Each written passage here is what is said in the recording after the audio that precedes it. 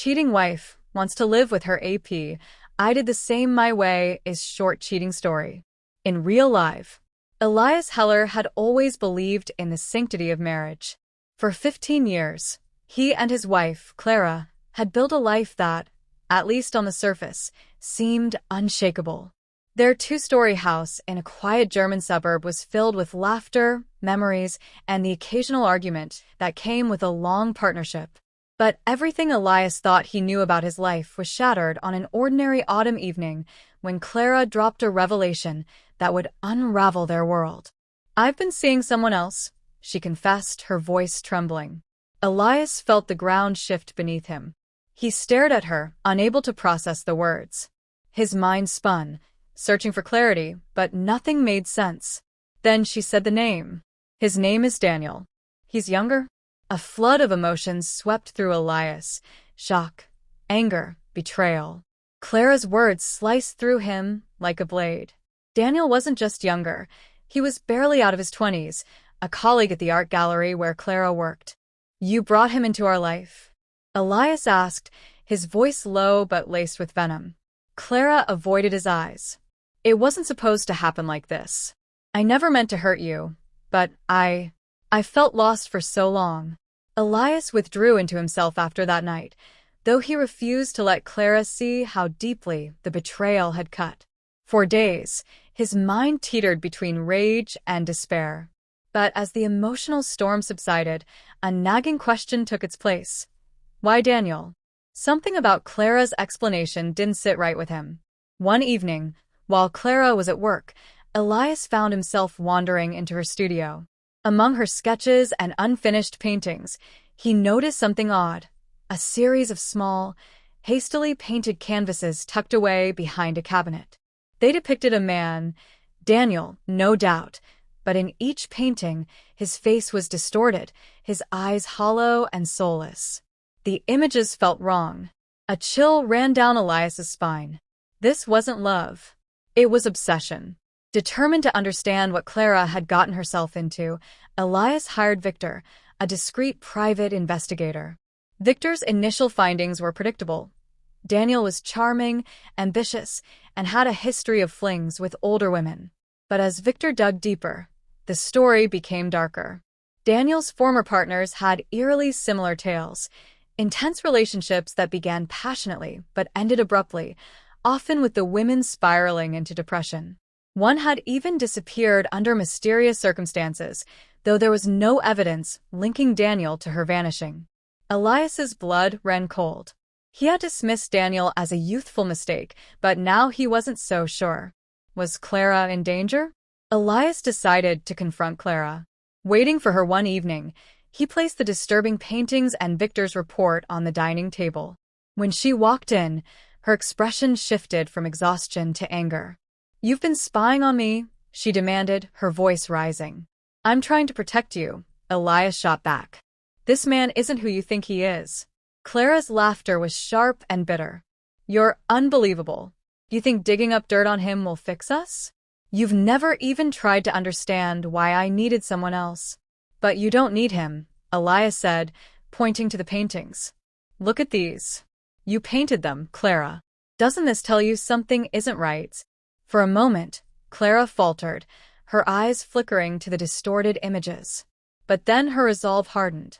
"You don't get it. Daniel makes me feel alive. Something you haven't done in years."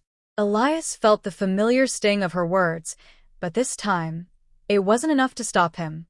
"If you won't listen to me, at least listen to yourself. You're not in love with him. You're trapped in something you don't understand." Unwilling to let Clara walk blindly into potential danger, Elias took matters into his own hands. He arranged a meeting with Daniel under the guise of wanting to understand the relationship. They met at a secluded cafe. Daniel arrived, his confidence radiating. "I didn't expect you to reach out," he said, his tone disarmingly casual. Elias didn't waste time on pleasantries. "What do you want from Clara?" Daniel leaned back, smirking. "What do you think I want? She's special. Creative. She deserves someone who sees that." Elias's jaw tightened. "And what happens when you're done with her? Like the others?" For a brief moment, Something dark flickered in Daniel's eyes. "You've been busy, haven't you?" he said, his voice dropping. "Digging through my past.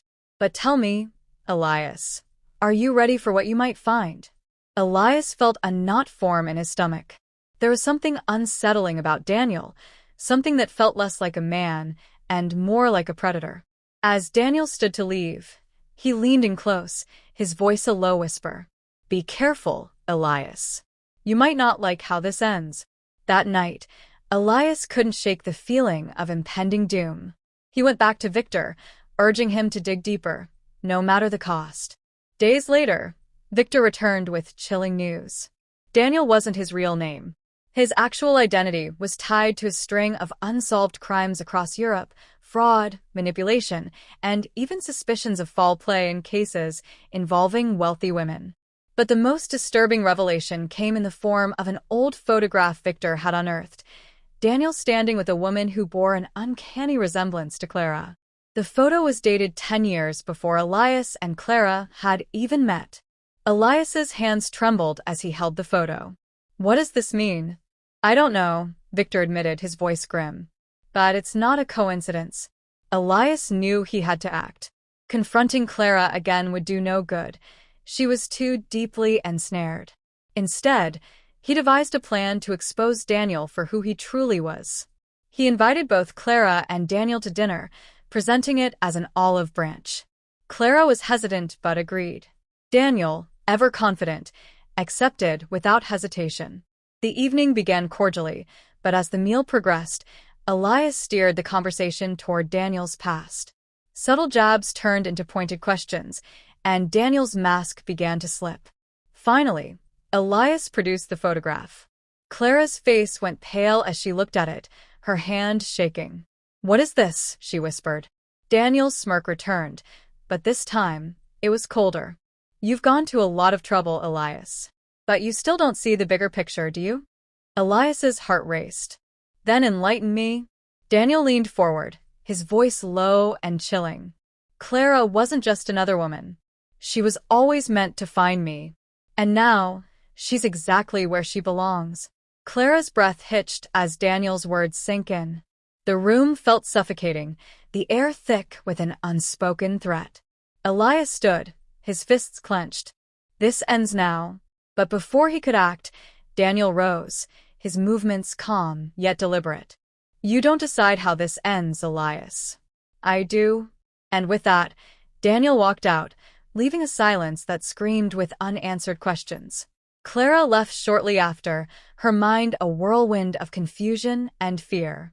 Elias, too, was left reeling, unsure of what to believe. Daniel disappeared without a trace, leaving behind only the photograph and the lingering suspicion that he wasn't finished. In the months that followed, Elias couldn't shake the feeling that he was being watched, that Daniel's presence still loomed over his life. Every shadow, every unexpected sound, felt like a reminder. The game wasn't over. And in his darkest moments, Elias wondered if it ever would be.